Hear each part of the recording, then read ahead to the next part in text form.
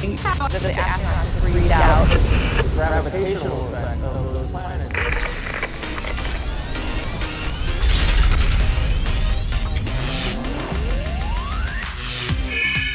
Hi, I'm Matt, and this is NASA Now. When NASA engineers design new aircraft and spacecraft, testing plays a critical role. Today, we'll see how NASA uses models and a whole lot of wind to test their designs and work out the kinks before lifting off. That's ahead. First, here's what's happening at NASA Now. Commercial spacecraft are taking on a major role in low Earth orbit space travel, while NASA focuses on deep space exploration. The Antares rocket, formerly known as Taurus 2, has been developed by Orbital Sciences Corporation as part of the Commercial Orbital Transportation Services Agreement with NASA. The medium-class launch vehicle is on the launch pad at NASA Wallops Flight Facility, getting ready for its first scheduled test flight. When done testing, it will be used to carry much-needed cargo to the ISS. At NASA, the use of models for testing future aircraft and spacecraft is crucial. One of the key tools used in testing models, and in some cases, actual aircraft, is a wind tunnel. We're going to learn about the parts of a wind tunnel and see how size and speed does matter. Joining us is Dr. Norman Schaeffler, aerospace engineer at NASA Langley Research Center. Hello, Dr. Schaeffler. Could you explain what a wind tunnel is and how it works? Well, a wind tunnel basically is a test apparatus that we set up to make some aerodynamic measurements. It has a fan, and it has basically a duct that the air that is being moved by the fan moves inside of. It allows us to put models inside there and measure either the velocity field over the top of the model or the forces that are acting on the model. Basically, a wind tunnel will start with a fan. We start off with a very large height of flow, and then we restrict that down to a smaller height, and that causes it to speed up. If you can think of taking your garden hose and turning the flow on, then putting your thumb over the end, what you've done is restricted the end, and that makes it come out faster. We do exactly the same thing with the air. Why do you test models instead of full-scale aircraft? Well, we would like to understand how aerodynamic forces are generated on either aircraft or other things that we're interested in studying. So instead of doing this at full scale during a vehicle is actually flying, it's better to do it when the model is stationary and the wind is blowing over it so that we can make more precise measurements.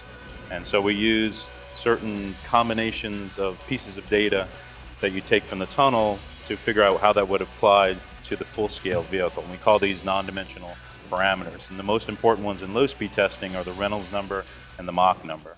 The Mach number? Could you explain what that means? The Mach number, it was named after a scientist, Ernest Mach. It's a ratio between the speed that an object is traveling and the speed of sound. So the speed of sound is 340 meters per second, which means that something would travel 340 meters or slightly over 3.5 football fields in a single second, which corresponds to about 760 miles per hour. So if you were in your car and you were driving 76 miles per hour down the highway, 76 over 760 is 0.1 or 1/10, so you'll be traveling at a Mach number of 0.1. Okay, I get it. So Mach 3 means that we would be traveling 3 times the speed of sound. Now there was another type of number you mentioned, the Reynolds number. The interesting thing about the Reynolds number is because it involves both the size of the model, the speed at which you're testing, and the fluid properties, it enables you to test an airplane model in a water tunnel or a submarine model in a wind tunnel. Because as long as you get that ratios correct, then the information you extract from each test will be valid to the full-scale vehicle. So if you had an airplane which was 20 foot long and you only wanted to test a model which was 1 foot long in your tunnel, you need to think about the Reynolds number. I see. So the Reynolds number allows you to adjust the airflow so that it's appropriate for the size of the model being tested. What do you learn by testing in a wind tunnel?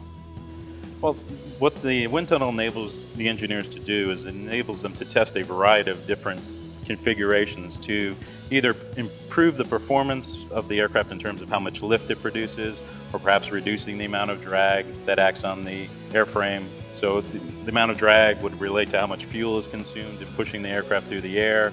The amount of lift relates to how efficient the aircraft is, especially when it approaches landing and takeoffs. NASA has a great way for you to test your engineering skills. Check this out. You and your students can try your hand at designing a virtual aircraft wing using Foil Sim 3. You can find it on the NASA Explorer School's virtual campus.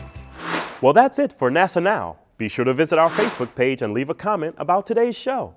We'll see you next time on NASA Now.